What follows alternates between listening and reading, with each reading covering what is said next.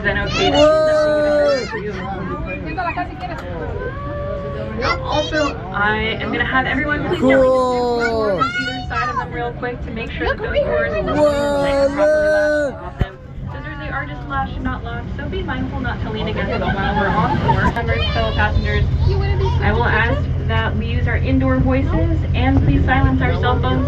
That way we don't see them rolling over, enjoying the shade.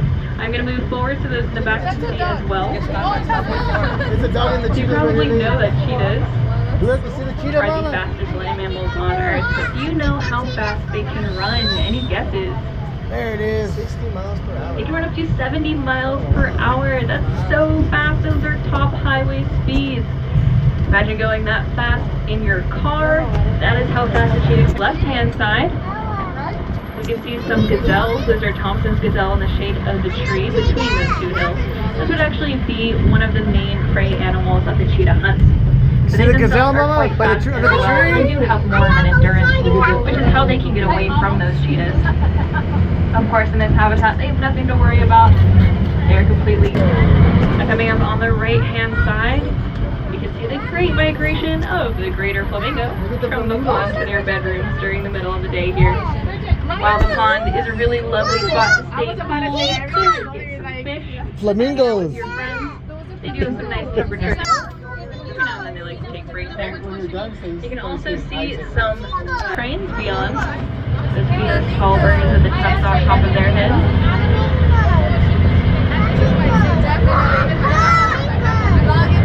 Now we're going to come back around to this habitat on the left here, the savanna we call East Africa, at the very end of our tour actually. So we'll visit and explore 3 conservation hubs on today's tour. The African Savanna Hub, the Southwest Hub, which refers to our own backyard here in San Diego, and of course, a little bonus hub, the African forest as well. But we'll continue on here on the right-hand side. We can see some southern white rhinos which live out on the savanna, our grazers, wildfires out here. But those animals will also help to spread seeds of those grasses to replenish them, and they even fertilize the soil with their dung. And we're just going to stop here briefly, check out the bird marsh. The condors? There's quite a few pelicans in the back there. Those are the large white birds.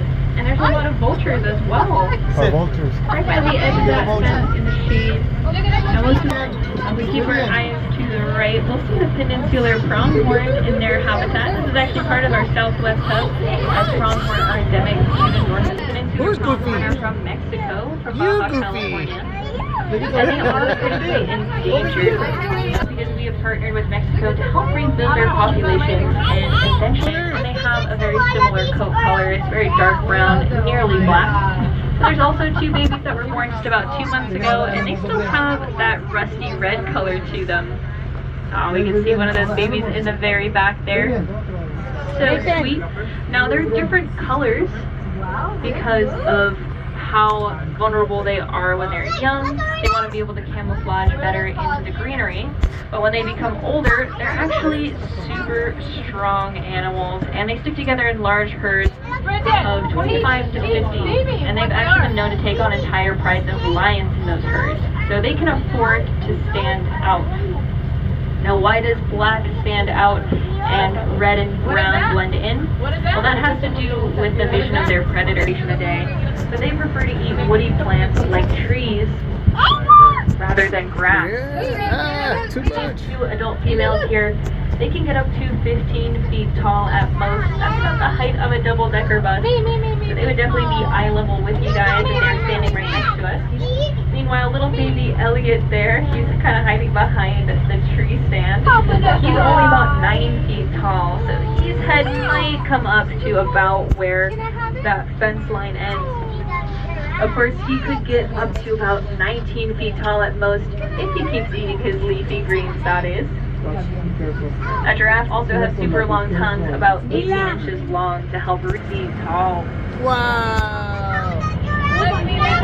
He also is a little bit more muscular than the females. He's going to be in the weight class of about a Ford F-150 pickup truck, whereas the females are going to be closer to that of a Mini Cooper. And he has those darker spots in part because he is a dominant male.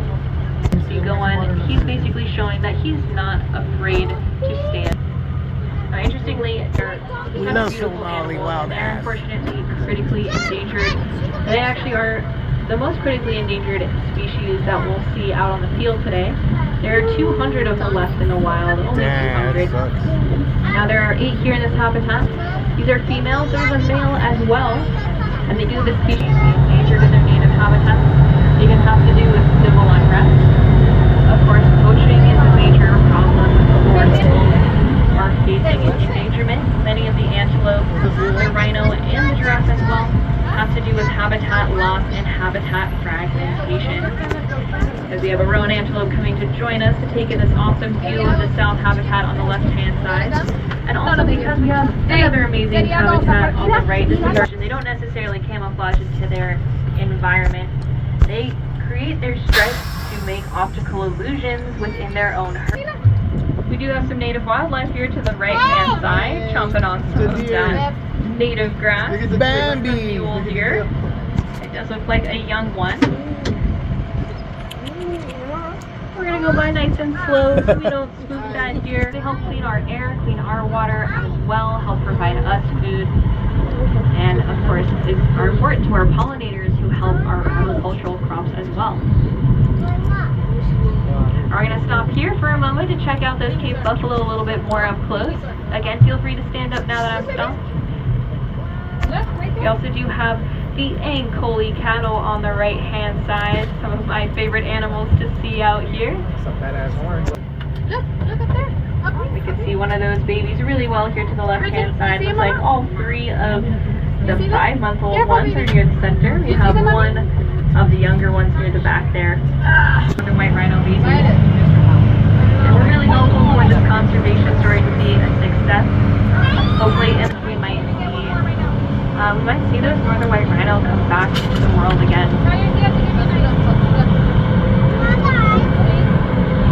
And again, the reason we want to bring those rhino back is they literally do shape their landscapes. They are a keystone species out on the savanna, helping to replenish the grasses, keep the soil fertile, and even provide little oases as they roll around in the mud. They actually create deeper holes for water capture. There's one right here. That give other animals places to drink water.